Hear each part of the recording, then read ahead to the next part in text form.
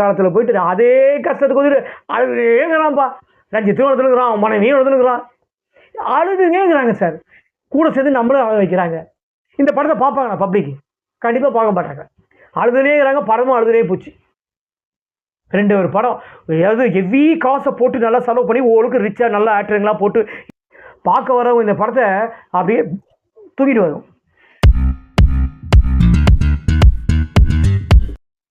கல்லாப்பட்டி தமிழ் நேயர்களுக்கு அன்பான வணக்கம். நான் உங்கள் பிஜி. இன்னைக்கு நம்ம பார்க்க போகிற காணொலி, இன்னைக்கு ரிலீஸ் ஆன திரைப்படம் இறுதி முயற்சி திரைப்படம். இந்த திரைப்படம் எப்படி இருக்கு? இந்த திரைப்படத்தை பார்த்த மக்களுக்கு இறுதி முயற்சியா, இல்லை இந்த படத்தோட கதை இறுதி முயற்சியா, இல்லை இந்த திரைப்படத்தோட கதை இறுதி முயற்சியா? ரொம்ப பிளேடு போறணும். வீடியோ மறக்காம முடிச்சா ஸ்கிப் பண்ணாம பாருங்க.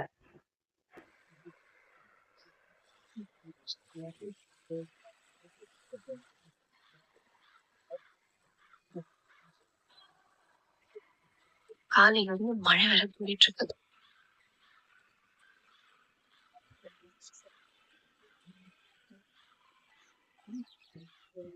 பார்க்க ரொம்ப நேரமா கத்திட்டு இருக்குல்ல, போய் தான் சாப்பிட வை.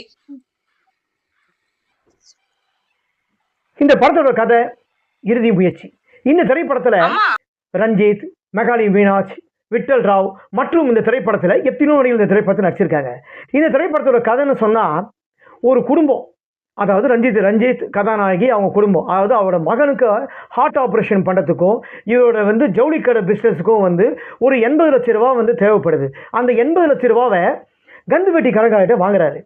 அந்த 80 லட்ச ரூபா ஸ்பீட் வட்டி போட்டு இந்த வட்டி அந்த வட்டி போட்டு கிட்டத்தட்ட 1 கோடி ரூபாய்க்கு மேலே ரஞ்சித் ரஞ்சித் கதாநாயகன் கடங்கான ஆகிறாரு. இந்த மாதிரி ஒரு சூழ்நிலையில் அவரால் ஜவுளி கடையும் வியாபாரம் நஷ்டமாயிடுது. இப்படிப்பட்ட ஒரு சூழ்நிலையில் ஒரு மோசமான கந்து வெட்டிக்காரங்கிட்ட வாங்கிறாரு. ஏன்னா அந்த கந்து வெட்டிக்காரன் இவரோட முகத்துக்காகவோ இவரோட சொத்துக்காகவோ அப்படின்லாம் கடன் தரலை. இவர் வீட்டில் அழகான பொண்டாட்டி இருக்காளா, அவங்களுக்கு பொன் குழந்தை இருக்கா, அந்த பொன் குழந்தையும் இவர் அழகான இவங்க வட்டி கட்ட தவறிட்டா, இந்த அழகான பொண்டாட்டியும் அவங்க குழந்தையும் பாலியல் வன்கொடுமை எப்படி செய்யறது அப்படின்னு சொல்லி தான் ஒரு மோசமான கந்து வெட்டி கடங்காரங்கிட்ட வாங்கிட்டு அந்த கதாநாயகனோட மனைவியோட குளிக்கும்போது அவங்க ரவுடி பசங்க பார்த்தீங்கன்னா பாத்ரூமில் குளிக்கும்போது எட்டி பார்ப்பாங்க. எட்டி பார்த்துட்டு அதோடைய தவறான வீடியோலாம் எடுத்து வச்சுப்பாங்க. ஏன்னா நீ தான் வட்டி கட்ட மாட்டியே, உன்னால் கொடுத்த தவணைக்குள்ளே உன்னால் கடனை திருப்பி தர முடியலையே அப்படின்னு சொல்லி, உன்னோட பொண்டாட்டி எங்களுக்கு சொந்தண்டா அப்படின்னு சொல்லி இவனை மிரட்டி டெய்லி ரஞ்சித்தை சித்திரவதைப்படுத்துவாங்க. ஏன்னா ஒரு உண்மையான கடன்காரன் கடன் வாங்கி நம்மளால திருப்பி கட்ட முடியாத சூழ்நிலை வந்ததுன்னா அந்த ஃபேமிலி எப்படி கஷ்டப்படும், அந்த ஃபேமிலிக்கு என்ன ட்ரபிள் வரும், அந்த கதாநாயகனுக்கு உண்மையிலேயே அந்த மனநிலை எப்படி இருக்கும் அப்படின்னு அந்த மனநிலையை கதாநாயகன் ரொம்ப அழகாக கொண்டு வந்திருக்காரு. ரஞ்சித் ரொம்ப அழகாக நடிச்சிருக்காரு.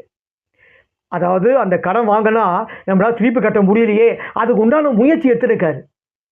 ஆனால் அவரால் ஒரு கட்டத்தில் கட்ட முடியலன்ட்டு அவர் சாவத்துக்கு உண்டான எப்படிலாம் சாவலாம், கடன் வாங்கினா திருப்பி நம்ம எப்படி கொடுக்கலான்னு அந்த முயற்சியை பண்ணதை விட்டுட்டு எப்படி சாவலாம், பாக்பானை அடிச்சடிச்சு மச்சி வாயச்சி மாரச்சி சாவலாமா, இல்லை விஷத்தை வச்சு கொடுக்கலாமா, பிரியாணியில் எப்படி விஷம் வச்சு கொடுக்கலாம், இல்லை எலி பாய்சனை வச்சு சாவலாமான்னு சொல்லிட்டு விதவிதமான முறையில் எப்படி சாவலான்னு சொல்லிட்டு கடன் வாங்கின ஆளுங்க கிட்ட இப்படிலாம் நம்மளால் திருப்பி கொடுக்க முடியல, இப்படிலாம் ஒவ்வொருத்தரும் சாவ முயற்சி பண்ணுங்கன்னு சொல்லிட்டு இந்த படத்தை பார்க்குறவங்களுக்கு ஒவ்வொருத்தருக்கும் நீங்கள் இறுதி முயற்சி செய்யுங்க அப்படின்னு தூண்டுற மாதிரி இது இந்த திரைப்படம். அப்படிதான் எடுத்திருக்காங்க இந்த திரைப்படம். இந்த திரைப்படத்தை இறுதி முயற்சி, இந்த திரைப்படத்தை நம்ம பார்த்தோம் வச்சுங்க பப்ளிக் போயிட்டு, அதாவது கந்து வெட்டிக்கிட்ட கடன் வாங்கினா ஒரு குடும்பம் உண்மையிலேயே பாதிக்கப்பட்டதுன்னா அவன் எப்படி தற்கொலை பண்ணுவான், எப்படி இது பண்ணுவான்ட்டு கண்டிப்பாக நமக்கு எல்லாருக்கும் தெரியும். ஆனால் இந்த திரைப்படத்தை போய் நம்ம பார்த்தோன்னா அதுவே நமக்கு தான் இறுதி முயற்சி.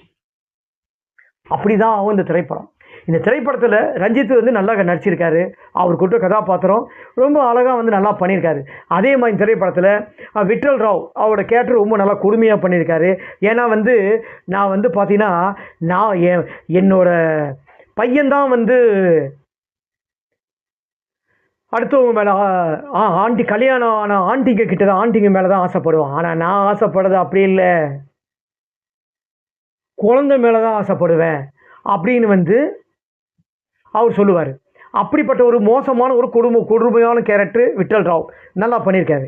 அவர் குத்த கதாபாத்திரம் எல்லாமே நல்லா படிக்காங்க. ஆனால் அந்த திரைப்படத்தில் ப்ளஸ்ஸு மைனஸ் உங்கள் எல்லாருக்கும் தெரியும். ப்ளஸ்ஸுன்னா வந்து இந்த திரைப்படத்தில் ரஞ்சித்தோட ஆக்டிங் நல்லா இருக்குது. மைனஸ் தான் இந்த படத்தோட 2 மணி நேரம் படமும் மைனஸ் தான். ஏன்னா இந்த படத்தை பார்க்குறவங்களுக்கு வந்து முழுக்க முழுக்க சோகம். ஆமை கூட கொஞ்சம் நவுந்துரும். அந்த மாதிரி இந்த படத்தை வந்து அப்படி ஒரு ஸ்லோ மோஷனாக கொண்டு போயிருக்காரு இந்த திரைப்படத்தை.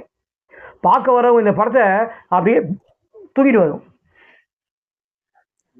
அப்படின்னா இந்த திரைப்படம் வந்து இருக்குது. ஏங்க அதாவது கஷ்டம் ஒரு மனுஷனுக்கு எல்லா குடும்பத்திலும் இருக்குங்க. நம்ம கஷ்டப்பட்டு ஒரு 150 ரூபா 190 ரூபா கொடுத்து பார்க்க வரவங்களுக்கு இந்த திரைப்படத்தை வந்து நம்மளுக்கு என்ன இருக்குது? அதே கஷ்டத்தை அவன் கஷ்டத்தை மறக்கிறதுக்காக தான் ஏதோ போனால் போதுடா நம்ம படத்தை தேட்டரில் போய் பார்ப்போம், படத்தை பார்த்தா ஒரு டைம் பாஸ் ஆகும், நம்மளோட கஷ்டமும் அப்படி போவோம் அப்படின்னு சொல்லிட்டு போகிற காலத்தில் போயிட்டு அதே கஷ்டத்துக்கு வந்துட்டு அழுதுங்கிறான்ப்பா. ரஞ்சித்தும் எழுதுனுங்கிறான், அவன் மனைவியும் எழுதுனுங்கிறான், அழுதுங்கிறாங்க சார். கூட சேர்ந்து நம்மளும் அழ வைக்கிறாங்க. இந்த படத்தை பார்ப்பாங்க பப்ளிக்? கண்டிப்பாக பார்க்க மாட்டாங்க. அழுதுனேங்கிறாங்க, படமும் அழுதுனே போச்சு. 2 ஒரு படம் ஏதாவது ஹெவி காசை போட்டு நல்லா செலவு பண்ணி ஓரளவுக்கு ரிச்சாக நல்லா ஆக்டருங்களாம் போட்டு எடுப்பாங்க பார்த்தீங்களா, ஷார்ட் ஃபிலிம். அந்த மாதிரி ஷார்ட் ஃபிலிம் பார்க்குற மாதிரி தான் அந்த திரைப்படம் இருக்குது. ஷார்ட் ஃபிலிமே பார்த்தும் போயிடலாம் போகுது, அப்படி மோசமாக இருக்குது. அப்படிப்பட்ட இது மெகா சீரியல் சொல்லுவாங்க பாருங்கள், அழகு அதை மாதிரி சுருக்கி 2 சீரியலை விட மோசமான திரைப்படம் தான் இறுதி முயற்சி. அப்படிப்பட்ட திரைப்படம் இந்த திரைப்படம். இந்த திரைப்படத்தில் சப்போர்ட்டிங் கேரக்டர் போலீஸ் கேரக்டர் ஒரு விசாரணை பண்ணுவார். அவரோட ஃப்ரெண்ட் கேரக்டர் வந்து ராஜான்னு ஒருத்தர் பண்ணியிருப்பார். அவர் நல்லா பண்ணியிருக்காரு. இந்த படத்தை நல்லா காமெடி நல்லா பண்ணியிருக்காரு.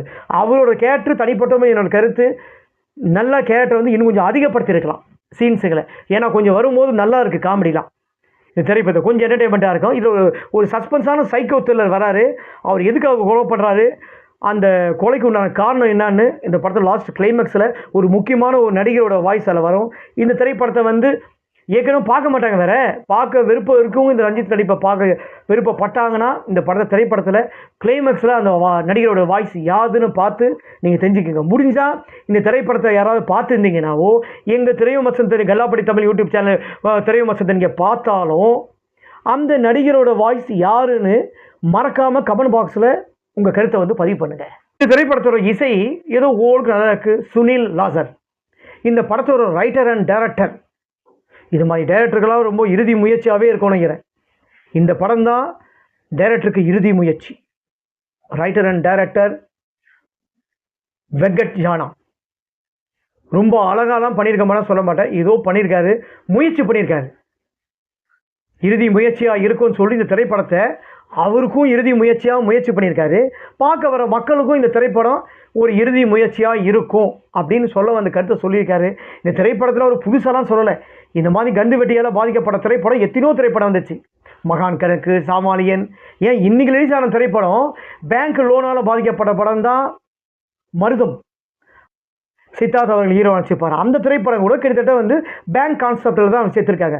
இந்த மாதிரி திரைப்படம் தான் எடுக்காதீங்க, எடுங்க, நல்லா எடுங்க, ஸ்க்ரீன் ப்ளே நல்லா கொண்டு போங்க, பார்க்க வர மக்களை வந்து சிந்திக்க வைங்க, யோசிக்க வைங்க, படம் வந்து நல்லாவும் இது சொல்லுங்கள், என்டர்டெயின்மெண்ட் பண்ண வைங்க. என்னோட தனிப்பட்ட முறையில் கருத்து. ஓகேங்களா ஃப்ரெண்ட்ஸ், இன்றைக்கி ரிலீஸ் ஆன திரைப்படம் இறுதி முயற்சி படத்தின் திரைவிமர்சனம் நான் கொடுத்த காரணம் உங்களுக்கு பிடிச்சிருந்தால் மறக்காமல் கல்லாப்படி தமிழ் யூடியூப் சேனலை மறக்காமல் சப்ஸ்கிரைப் பண்ணுங்கள், லைக் பண்ணுங்கள், ஷேர் பண்ணுங்கள், கமெண்ட் பண்ணுங்கள். உங்களுக்கு விடைபெறுவது நான் உங்கள் பிஜி.